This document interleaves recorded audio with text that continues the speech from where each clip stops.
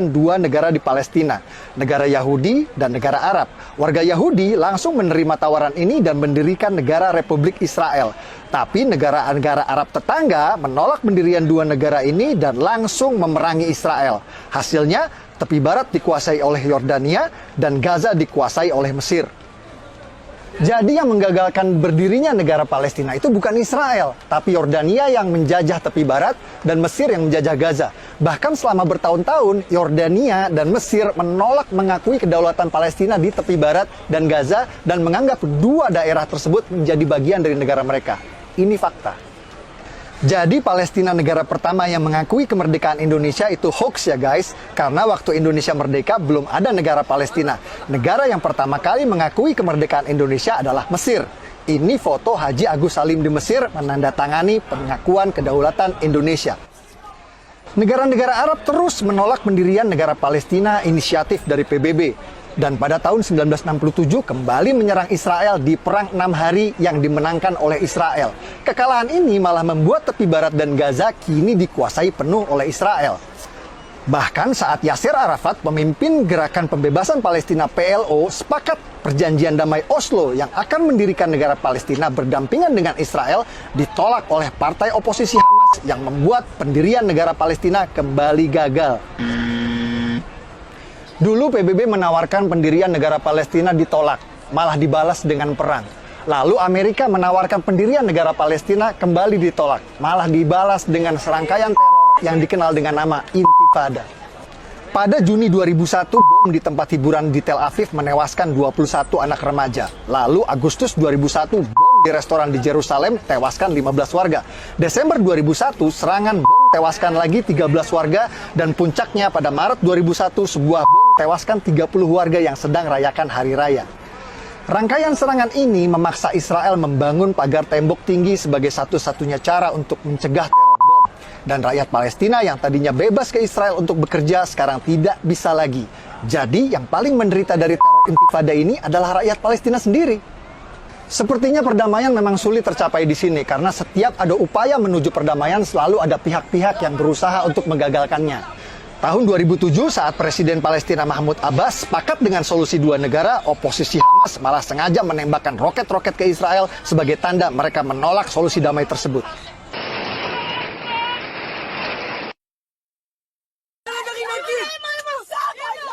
Yang banyak orang Indonesia tidak tahu, oposisi Hamas di sini itu seperti OPM di Indonesia. Mereka tidak mau mengakui pemerintahan sah Palestina dan ingin mendirikan negara sendiri di Gaza. Serangan-serangan roket Hamas ke Israel menyebabkan Gaza diblokade dan rakyat Gaza menderita. Simak apa kata warga Gaza soal Hamas.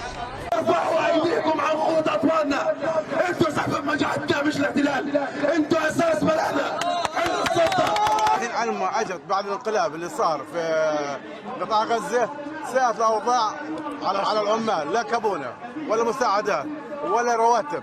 احنا بنطالب براتب شهري. حررنا من اليهود ودينا عيب يا اخي، عيب اسمع، عيب اليهود يسرقوا السود. Yang bikin sulit damai di sini bukan Palestina radikal saja, tapi juga Yahudi radikal. Salah satu masalah besar yang ditimbulkan oleh Yahudi radikal adalah illegal settler atau pemukim ilegal di tepi barat West Bank yang merupakan wilayah Palestina. Illegal settler atau pemukim ilegal dari Israel sengaja melanggar perbatasan dan membuat pemukiman ilegal di tepi barat yang merupakan wilayah Palestina. PBB pun mengecam keras tindakan pelanggaran perbatasan ini dan menyebutnya sebagai tindakan ilegal yang merusak perdamaian. Pemerintah Israel berulang kali mengerahkan militer Israel IDF untuk menggusur para pemukim ilegal ini dari tanah Palestina. Namun mereka tetap kembali dan kembali lagi melanggar perbatasan, membuat perdamaian sulit tercapai. Fakta-fakta yang saya sajikan di video ini adalah hasil investigasi langsung di TKP. Banyak narasumber yang tidak mau tampil dalam video karena alasan keamanan. Saya berharap video ini bisa memberikan penjelasan, membantu menjelaskan bahwa apa yang terjadi di sini bukan seperti yang kita dengar selama ini. Yang katanya Yahudi menindas umat Islam Palestina lah. Gimana bisa menindas umat Islam sedangkan di militer Israel IDF aja ada 4.000 tentara Arab Muslim. Ini tentara Israel namanya Muhammad, difoto sehabis ngaji Al-Quran. Ini juga tentara Israel namanya Yahya Muhammad. Dia seorang muslim dan bangga menjadi tentara Israel. Dan ini namanya Muhammad Kabiyah yang berhasil saya wawancara. Simak petikan wawancaranya. Seorang Arab muslim yang menjadi tentara militer Israel. Assalamualaikum. Waalaikumsalam. Muhammad Kabiyah? Yeah. Alright.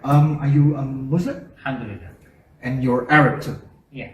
Yes. Okay, this is very strange. I really would like you to explain to the Indonesian viewers, why are you, as an Arab and a Muslim, join the Israeli army, the IDF?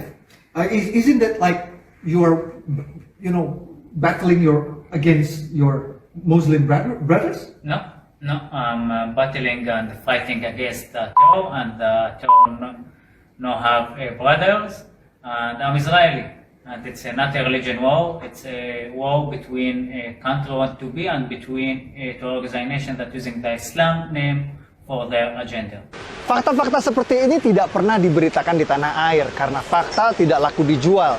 Yang laku dijual adalah berita sensasional meskipun sering bertolak belakang dengan fakta di lapangan. Peduli Palestina dalam masalah kemanusiaan. Betul, saya setuju. Tapi jika Anda peduli tanpa tahu fakta, hanya akan membuat Anda mudah dibodohi oleh penipu maling donasi seperti ACT yang sering memutarbalikkan fakta agar uang keluar dari dompet Anda.